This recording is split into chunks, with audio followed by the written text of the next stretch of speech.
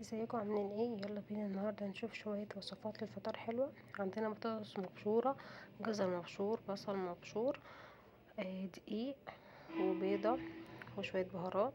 وبعدين هنعملها كأنها بان كيك كده، ونسويها على الطاسة في معلقة زيت. وبصوا بقى الحلاوة، تحفة جدا. عندنا كمان وصفة تنفع كمان للفطار. هنجيب التوست كده ونقطعه مربعات ونشيل الاطراف بتاعته ونحطها على النار، ونجيب البيض ونخفقه ونحطه في النص، ونحط بقى اي حاجه انت عايزاها حشوه. حطينا بصل وطماطم وفلفل وكمان شويه جبنه وسويناها على الطاسه كده. تحفه جدا برضو للفطار. معانا كمان وصفه تنفع بقى فطار، تنفع مقبلات في الغدا، حلو جدا.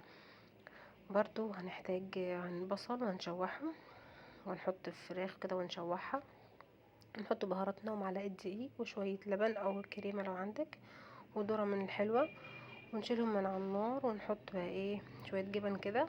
ونجيب بقى التوست بتاعنا نفرده ونعمله هو كأنه هو العيش، ونحط الاطراف بتاعته كده نبلها بالدقيق والميه عشان خاطر نعرف نمسكها، نعملها زي السمبوسه كده او زي الفطاير، ونتك عليها بالشوكه من الاطراف عشان خاطر انها تقفل معايا كويس. وبعدين احطها في البيض وبقسماط واقليها. تحفه تحفه جدا، تنفع الفطار وتنفع للعشاء والغدا كمان، مش لازم فراخ. عندنا هنا كمان وصفة بالتوست. برضو هنخلي التوست بتاعنا كده من الأطراف ونفرده بالنشابة، نعمله كأنه كده عجينة، ونعوص الأطراف بتاعته برضو